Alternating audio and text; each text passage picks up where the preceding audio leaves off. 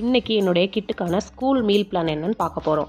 லஞ்சுக்கு beetroot rice கொடுக்கலான்னு சொல்லி பிளான் பண்ணியிருந்தேன். அது பொரியல் மாதிரி பண்ணணும் அப்படிங்கிறதுனால கொஞ்சம் பாசிப்பயிறு ஊற வச்சு வேக வச்சு எடுத்துக்கிட்டேன். சைட் டிஷ்க்கு வெண்டைக்காய் பச்சடி பண்ண போகிறேன். அதனால வெண்டைக்காயை குட்டி குட்டியாக நறுக்கி இந்த மாதிரி வதக்கி எடுத்துக்கிறேன். ஸ்நாக்ஸுக்கு இந்த 3 பொருளை வச்சு குக்கீஸ் தான் பண்ண போகிறேன். அதாவது பட்டர், கோதுமை, சீனி இது 3ஐயும் வச்சு நான் சொன்ன பொருட்கள் எல்லாத்தையுமே நல்லா டோவாக பிணைஞ்சு இந்த மாதிரி குக்கீஸாக பண்ணி எடுத்துக்கிட்டேன். குக்கீஸ்க்கு மேலே சாக்கோ சிப்ஸ் வந்து பார்க்குறதுக்கு அழகாக இருக்கும் அப்படின்னு சொல்லி ஒட்டி வச்சுருக்கேன். அவ்வளோதான். இது ரெடி ஆகிறதுக்கு ஒரு 20 மினிட்ஸ் ஆகும். பாசிப்பருப்பு இந்த அளவுக்கு வெந்திருந்தால் போதும். அதில் இருக்க தண்ணியை ட்ரைன் பண்ணி எடுத்து வச்சுக்கணும். அடுத்தது பீட்ரூட் சாதத்துக்கு தேவையான அளவு எண்ணெய் சேர்த்துட்டு நம்ம பொரியலுக்கு எப்படி தாளிதம் போடுவோமோ அதே மாதிரி போட்டுக்கணும். வெங்காயம் ஓரளவுக்கு நல்லா வதங்கினதுக்கு அப்புறமா துருவின பீட்ரூட்டை கொட்டி நல்லா கிளறி விட்டுக்கணும். இப்போது இதுக்கு தேவையான அளவு உப்பு சேர்த்து நல்லா ஒரு மிக்ஸ் கொடுத்துக்க வேண்டியது தான்.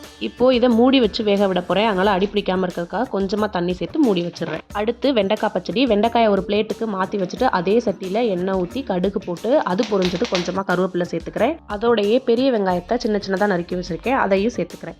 இந்த பக்கம் பீட்ரூட்டை ஓப்பன் பண்ணிவிட்டு நம்ம ஏற்கனவே வேக வச்சுருக்க பாசிப்பருப்பை இதோட சேர்த்து மிக்ஸ் பண்ணி மறுபடியும் மூடி வச்சிடுறேன். இப்போது வெண்டைக்காய் பச்சடிக்கு வெங்காயம் ஓரளவுக்கு வதங்கினதுக்கு அப்புறமா ஒரு 2 தக்காளியை மிக்ஸி ஜாரில் போட்டு அரைச்சி வச்சுருக்கேன். அதை சேர்த்துட்டு கொஞ்சமாக மஞ்சத்தூள், கொஞ்சமாக உப்பு சேர்த்து நல்லா மிக்ஸ் பண்ணி விட்டுறேன். அதோடையே 1/2 ஸ்பூன் அளவுக்கு மிளகாத்தூள் சேர்த்து மிக்ஸ் பண்ணிவிட்டு மூடி வச்சிடுறேன்.